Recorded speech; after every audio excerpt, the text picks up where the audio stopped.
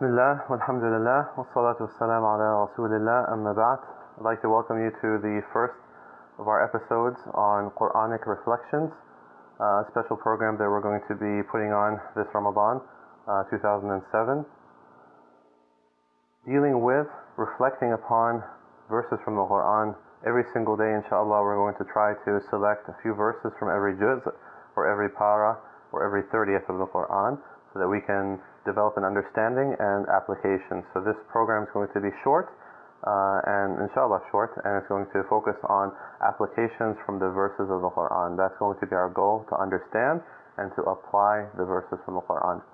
So this being our first episode, it's going to serve as a bit of an introduction. First of all, Ramadan Kareem, Ramadan Mubarak to everybody among our viewers. I'm your host for this show, Dr. Ali Shehata, and we're broadcasting from Orlando, Florida.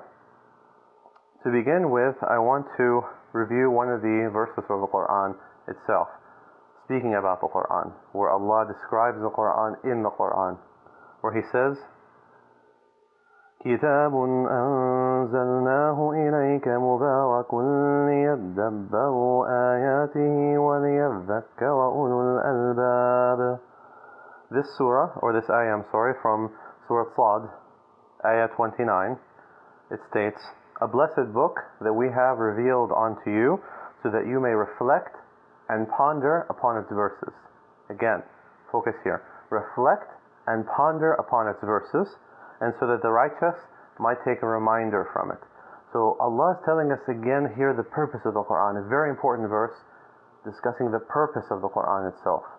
It is such that you should reflect and ponder upon it. You have to understand the meaning of the Quran, and then reflect upon what is it trying to tell you. What is the benefit, the guidance, the application that you can take for your life to be living a more guided life. This is our goal. And furthermore, that the righteous people might take a reminder from it, a reminder to help steer them back to the right place, to the right path. And so, the Prophet ﷺ, he also has a tremendous number of hadith or statements regarding the Quran itself. I only selected a couple here that I want to focus on because they deal with our subject very well. In the hadith narrated in the collection of Imam Ahmad rahimahullah ta'ala, قال رسول الله صلى الله عليه وسلم يؤتى بالقرآن يوم القيامة بأهله الذين يعملون به تقدمهم سورة البقرة وآل عمران.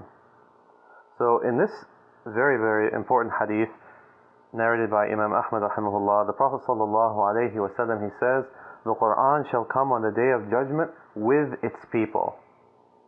With its people. Now, frequently when you go to the masjid and definitely in the khutbahs and things like that, you will often hear people talking about the people of the Quran. The reason is because there is a very famous hadith which refers to the people of the Quran, and these people are the elite of Allah Azza wa Jal. They are the selected, special people chosen by Allah Azza wa Jal. The hadith itself in Arabic is Inna lillahi ahlayni minan nas. To Allah belong two special groups of people among humankind. Ahlul Quran hum ahlullahi wa khassatih. Ahlul Quran, the people of the Quran, they are the people of Allah and His select, or His elite. So everybody, of course, upon hearing this, they want to be from the people of the Quran. How can I be from among the people of the Quran? Yet unfortunately, because many times they only go off of this hadith, they don't know, and they think that to be among the people of the Quran means to recite it frequently. But what do they forget? They forget the all-important aspect of understanding.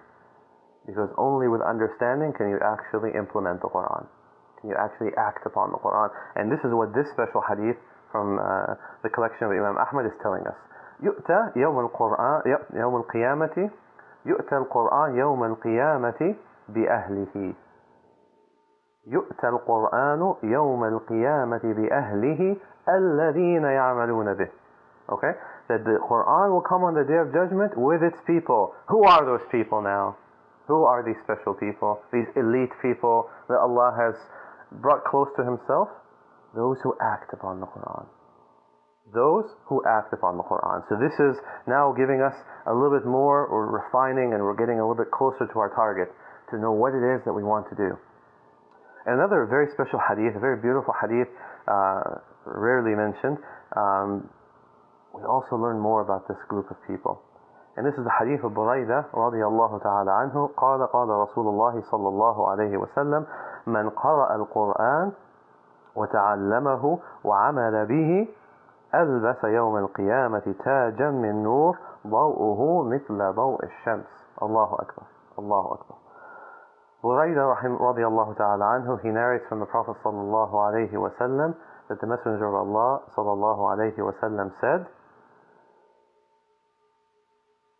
whoever reads the Quran and then learns it, learns what? Learns the meanings and understands it, and then furthermore acts upon it, these special people will be given what? These special people will be given a crown. They will be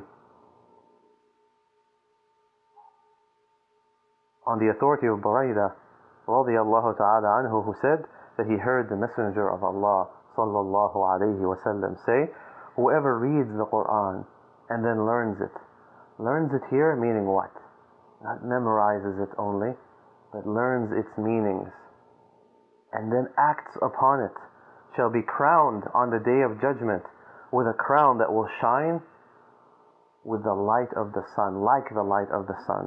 That is how brilliant, how honorable it will be for the person on the day of judgment who reads the Quran, understands its meaning, and then acts upon it. So this then must be our goal, and this is the purpose of our brief little program for Ramadan.